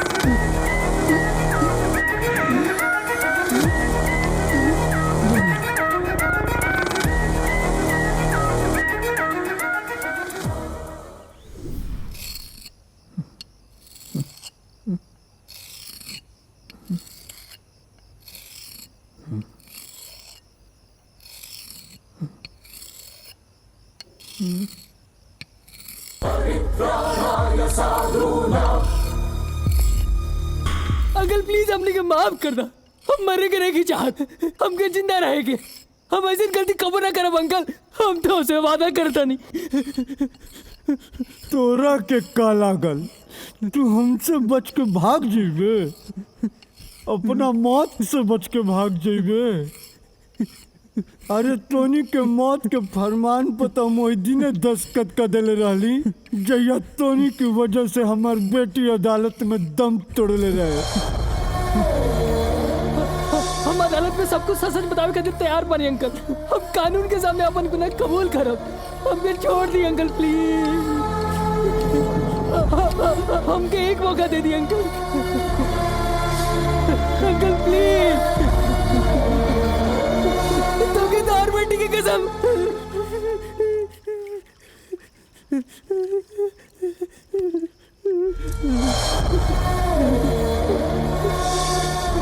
बेटी के कसम देख के ते हमरा के रोक देले, लेकिन एगो बात याद रखी है कि तोरा मौत और हमरा उस तरह के बीच में मात्र 1 इंच के दूरी बा, जौन हमेशा रही। अगर अदालत में झूठ बोले ना तो के हमसे केहू ना बचा पाई। ना ना अंकल, हम वादा करते हैं, हम सब कुछ सच सच बताएं।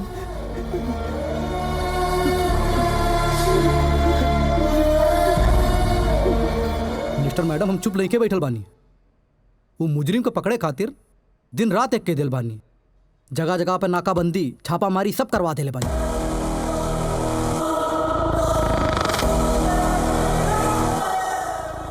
हर गाड़ी के तलाशी लिहल जाता, वादा करता नहीं मुजरिम बच के ना जाए, और अगर हमरा के जरूरत पड़े ना हम CBI बुलाइब, डॉग स्क्वाड सब बुलाइब,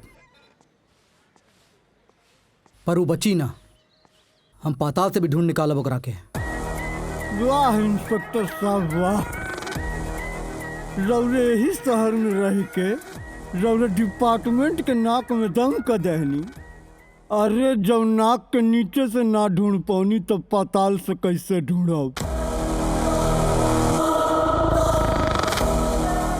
ढूंढ तो तोरा के हम हर हाल में लेती हैं, काहे कि तोर कर्म कुंडली का कच्चा चिट्ठा हमरे पास बा, या तो तू गिरफ्तार होता या तो गोली के शिकार। अच्छा कैला मौत के डर से खुदे गिरफ्तार हो गेला। मौत? कैसन मौत इंस्पेक्टर साहब? अरे मर तो हम वही दिने गल रही जहिया बड़ी अदालत में न्याय न मिलने से हमार बेटी दम तोड़ दियालस। अरे अब तो हम एगो जिंदा लाश बन के रहता नहीं इंस्पेक्टर साहब, जौना के जिंदगी के एक ही मकसद बा अपना बेटी के न्याय दिवावन। लेकिन ये कुल हम रउआ से काहे के कहता नहीं? अरे रउआ का हमरा भावना से काले में देवे के बा। रउआ तो क्राइम के और कानून के किताब पढ़ ले बानी ना, लेकिन हम तो एगो साधारण इंसान हैं इंस्पेक्टर साहब, जौन बार और दाढ़ी बनावत रहल है। जस्ट अ कॉमन मैन, जेकर एगो छोटी सी दुनिया रहे, ओ दुनिया में एगो परी जैसन खिलखिलात बच्ची रहे, जौना के दरिंदा कुल मसल देना साहब। लेकिन एगो बात याद रखें इंस्पेक्टर साहब, जब ये कॉमन मैन अपना जिद पर उतर जाला सन ना, तो उन्हन के रोकल असंभव होला, असंभव। तीन गो के तो हम मार चुकल बानी, एगो बाकी बा, एगो। बकवास बंद कर और ये बता कि विकी कहाँ बा? विकी कहाँ बा हम अभी ना बताए इंस्पेक्टर साहब, बल्कि ओकरा के अदालत में पेश करब ताकि सच के चेहरा पे पड़ल झूठ के पर्दा उठ सके और हमरा बेटी के न्याय मिल सके, न्याय मिल सके। हम चाहती ना तोहरा के अब्बे गोली मार देती, काहे कि हमरा सरकार की तरफ से आदेश बा, लेकिन हम ऐसा ना करब। काहे कि हमू चाहता नहीं मुजरिम के सजा मिले, यही खातिर हम तोरा के कोर्ट जरूर ले जाए।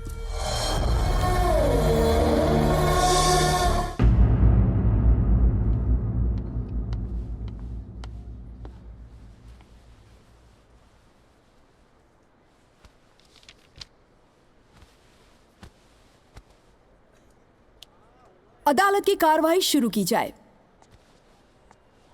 Thank you my lord, your honour. आज से 1 महीने पहले इसी अदालत में एक मुकदमा आया था, इस शंकर शर्मा की मरहूम बेटी प्रिया शर्मा के रेप केस का, जिसका इल्जाम एक साजिश, एक लालच और एक स्वार्थ के तहत था। मेरे मुवक्किल शोएब, अफरोज और विकी के ऊपर लगाया गया था।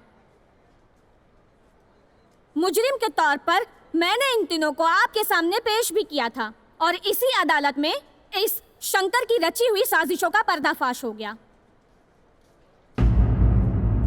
इसकी बुनी हुई जाल बेनकाब हुई और साथ ही साथ इसके द्वारा पेश किए गए सारे सबूत, सारे गवाह झूठे साबित हुए।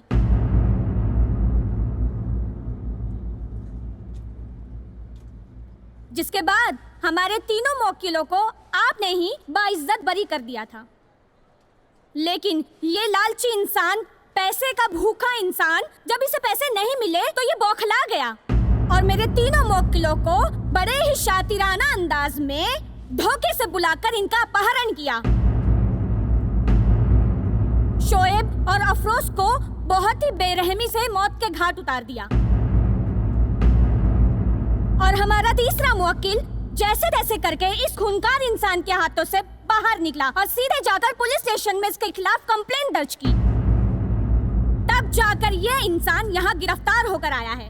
माय लॉर्ड, कटघरे में खड़े इस इंसान को गौर से देखिए। शक्ल से बूढ़ा और पैर से अपाहिज दिखने वाला ये इंसान के दिल में किसी के लिए रहम नहीं है।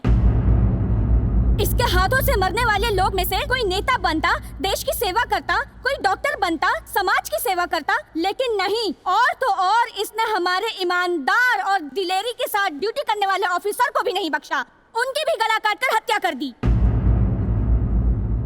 योर ऑनर, इसने आपकी अदालत, आपके दिए हुए फैसले और इस देश के कानून को तोड़ा है और इस कानून व्यवस्था की धज्जियां उड़ा दी, मानवता को शर्मसार कर दिया है। बड़ी ही बेरहमी और दरिंदगी से इस इंसान ने 3 लोगों का कत्ल कर दिया है।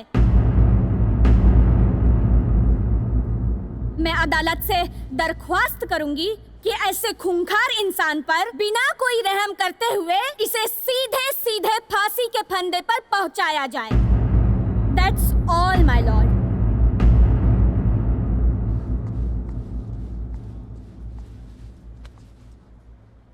मिस्टर शंकर, आपका कोई वकील?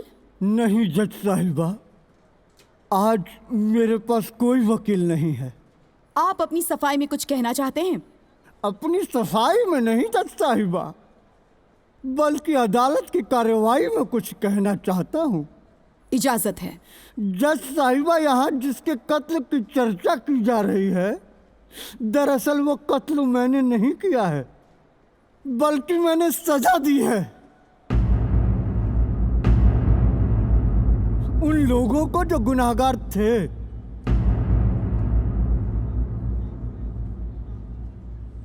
क्योंकि अदालत को इंसाफ नहीं करने दिया गया। सारे सबूतों, सारे गवाहों को तोड़ मरोड़ के आपके सामने पेश कर दिया गया। जब जज के सामने, न्यायालय के सामने सही सबूत नहीं पहुंचा और मुजरिमों को सही सजा नहीं मिली, तो ये बूढ़ा बाप बिफर उठा। अदालत के इस मंदिर में न्याय और इंसाफ ना मिलता देख मेरी बेटी ने यहाँ सबके बीच में दम तोड़ दिया था जज साहिबा, और मैं ये सदमा बर्दाश्त नहीं कर पाया जज साहिबा, और लकवाग्रस्त हो गया और बुढ़ापे में अपाहिज हो गया। ऑब्जेक्शन माय लॉर्ड, ये इंसान इमोशनली ब्लैकमेल करने की कोशिश कर रहा है और अपने झूठे आंसू दिखाकर फांसी के फंदे से बचने की कोशिश कर रहा है। फांसी के फंदे से बचना होता ना वकील साहिबा, तो मैं खुद चलकर पुलिस स्टेशन नहीं गया होता, अपने आप को पुलिस के हवाले नहीं किया होता जज साहिबा। अधूरा इंसाफ पूरा हो सके, मेरी बेटी को न्याय मिल सके, इसलिए मैंने ये अदालत दोबारा लगवाई है, ताकि मेरे माथे पर लगा साजिश रचने का झूठा कलंक मिट सके। कहना क्या चाहते हैं मिस्टर शंकर? कहना नहीं जज साहिबा, बताना चाहता हूं मैं कि अगर पुलिस ने अपना काम ईमानदारी से किया होता तो मुझे न्याय के लिए उस तरह नहीं उठाना पड़ता।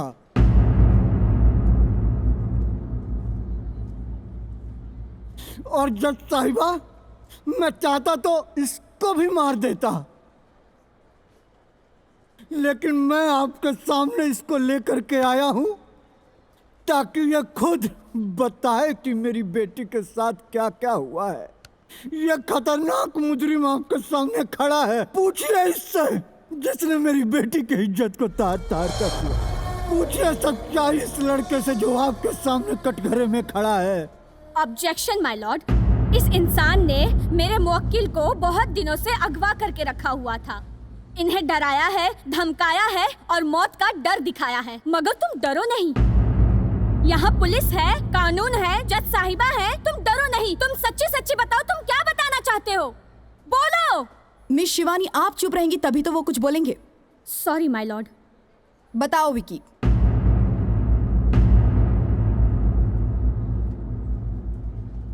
क्या कहना चाहते हो? जो भी है सच सच बताओ।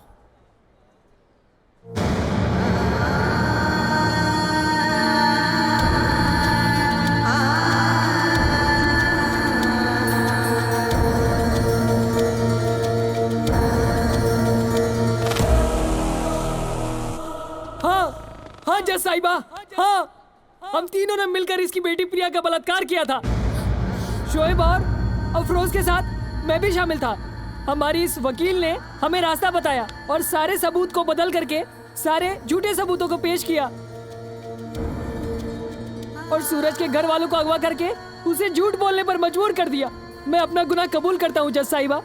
हम तीनों ने मिलकर इसकी बेटी के साथ बहुत ही घिनौना अपराध किया है। इसकी बेटी के मौत का कारण भी हम ही लोग हैं जज साहिबा, हम ही लोग हैं। सुन लिया ना जज साहिबा, हो गए ना दूध का दूध पानी का पानी, आ गई ना सच्चाई आपके सामने। जज साहिबा, अगर आपकी इजाजत हो तो मैं मंत्री महोदया, डॉक्टर और बिल्डर को इस कटघरे में बुलाकर चंद सवाल पूछना चाहता हूँ। इजाजत है। मंत्री महोदया फातिमा शेख, डॉक्टर अब्दुल अंसारी और रंजीत सिंह हाजिर हों।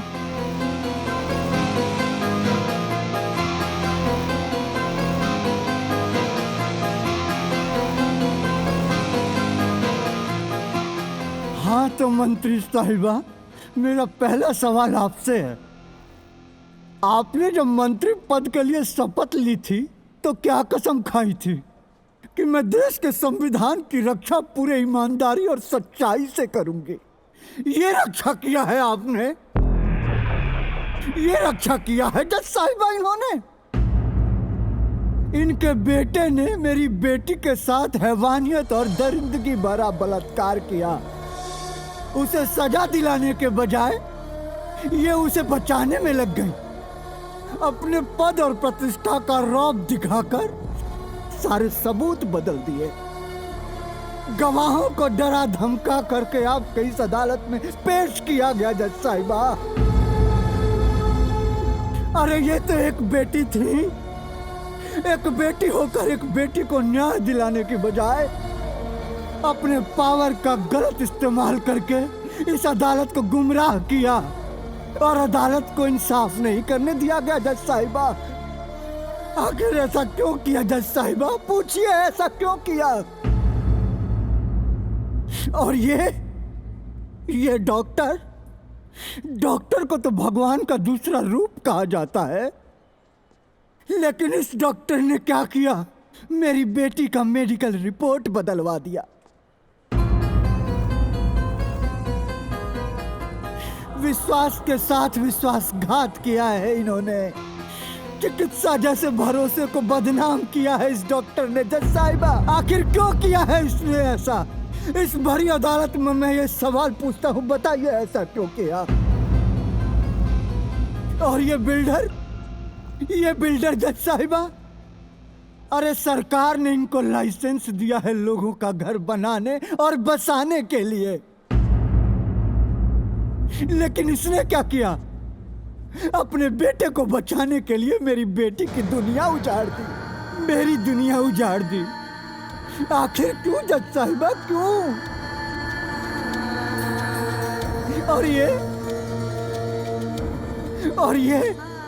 ये वकील साहिबा, गौर से देखिए इनको। मेरी बेटी के और इनके उम्र में कोई ज्यादा फर्क नहीं है, लेकिन इन्होंने क्या किया? एक दुखियारी लाचार मेरी बेटी को इंसाफ दिलाने के बजाय कोर्ट के सारे सबूतों को फेर बदल के आपके सामने पेश कर दिया। आखिर क्यों? चंद रुपयों के लिए? चंद रुपयों के लिए इन्होंने अपना ईमान बेच दिया। ये हिंदुस्तान की बेटी नहीं हो सकती, ये हिंदुस्तानी बेटी नहीं हो सकती जज साहिबा।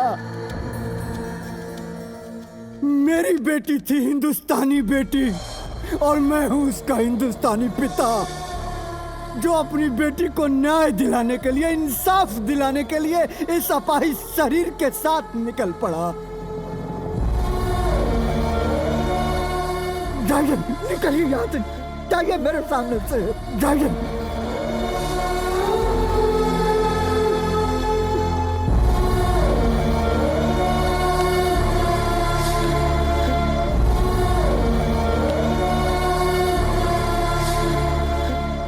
जज साहिबा, मुझे सफेद रंग बहुत पसंद है क्योंकि मैं शांति प्रिय व्यक्ति हूँ, लेकिन समाज के इन ठेकेदारों ने मेरे सफेद रंग पे दाग लगा दिया, मुझे अपराधी बना दिया जज साहिबा।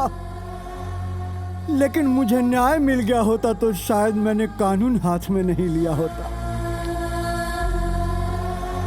मुझे इस बात का पछतावा नहीं है जज साहिबा कि मैंने 3 लोगों को मारा है। हाँ, मैंने मारा है और मैं चाहता तो इसको भी मार देता जज साहिबा, लेकिन आपके सामने इसलिए लेके आया कि सच्चाई आ सके आपके सामने।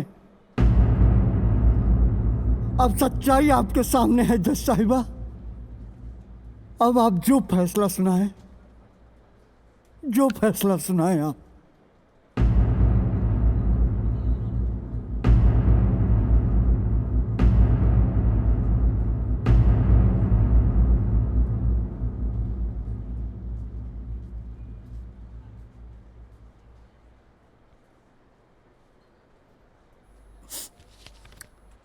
कोई कहीं नहीं जाएगा, जो जहां है वहीं बैठा रहे।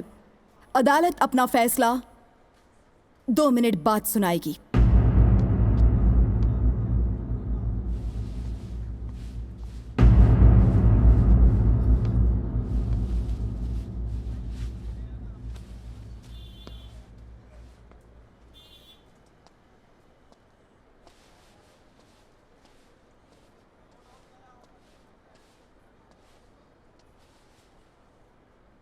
अभी मैं जज नहीं हूं, हिंदुस्तान की आम बेटी बनकर आपके सामने खड़ी हूं।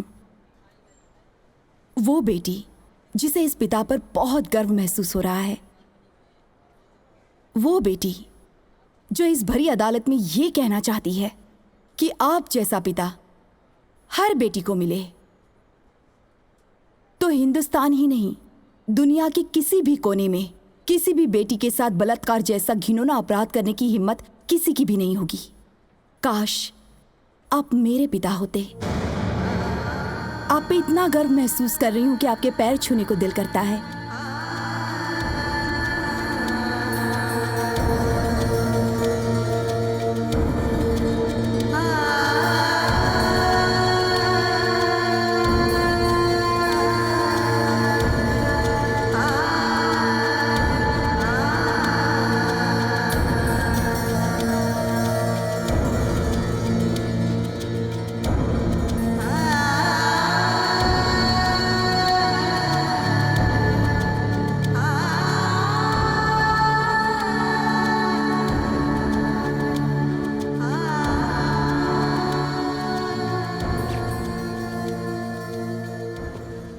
लो जी, मैं वापस जज बन गई। सारे गवाह सबूत देख सुन लिए और अब मैं अपना फैसला सुनाऊंगी।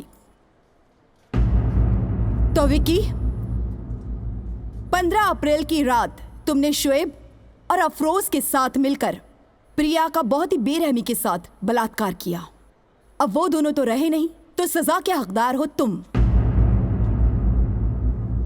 लेकिन तुमसे पहले सजा के हकदार हैं ये लोग जिन्होंने सबूतों के साथ छेड़खानी की और अदालत को कलंकित करने की कोशिश की। सबसे पहले फातिमा शेख, जिसने अपनी पद प्रतिष्ठा का बिल्कुल ही नाजायज फायदा उठाया और कोर्ट को गुमराह करने की कोशिश की, तो इसीलिए अदालत इनसे इनका पद छीनकर कभी कोई चुनाव न लड़ने की सजा सुनाती है। साथ ही साथ अदालत हुक्म देती है कि फातिमा शेख को हिरासत में लिया जाए। डॉक्टर अंसारी, आपका भी मेडिकल लाइसेंस रद्द किया जाता है और आपको भी पुलिस हिरासत में भेजा जाता है। बिल्डर रंजीत सिंह के सारे अकाउंट्स और प्रॉपर्टी सील करके इनका भी कंस्ट्रक्शन का लाइसेंस रद्द किया जाता है और इन्हें भी हिरासत में भेजा जाता है। एडवोकेट शिवानी सिन्हा, जिन्होंने सबूतों के साथ छेड़खानी की, न्याय और अदालत को गुमराह करने की कोशिश की, ऐसे वकील को कोई हक नहीं है कि वो कानून की लड़ाई लड़े। इसीलिए इनका लाइसेंस रद्द किया जाता है और इन्हें इनके पद से पदमुक्त किया जाता है। मिस्टर शंकर, आपने जो किया वो गैर कानूनी था, लेकिन अगर कानून ने अपना काम ईमानदारी से किया होता तो आपको कानून हाथ में लेने की जरूरत नहीं पड़ती। क्योंकि आपने गुनाह किया है, सजा तो आपको जरूर मिलेगी, लेकिन मैं कोशिश करूंगी कि आपको कम से कम सजा मिले। तब तक के लिए आपको हिरासत में भेजा जाता है। मिस्टर विकी वल्द रंजीत सिंह, आपको फांसी की सजा सुनाई जाती है। ये फांसी सुबह 5 बजे दी जाए और सारे न्यूज चैनल पर लाइव दिखाई जाए, ताकि हिंदुस्तान में कभी कोई किसी लड़की के साथ रेप जैसी घिनौनी वारदात को अंजाम ना दे।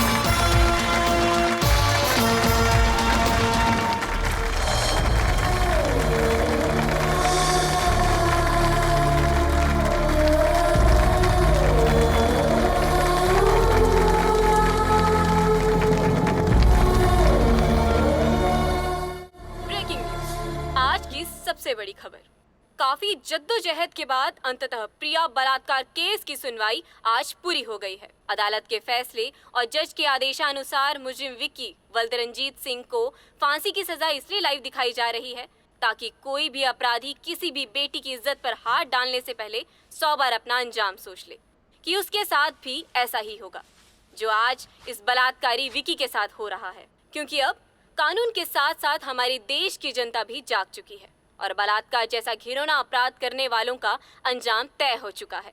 ऐसे गुनाह करने वालों को यही सजा मिलनी चाहिए। ये गुनाह करने वाले ये क्यों नहीं सोचते कि इनके घर भी माँ है, बेटी है, बहन है।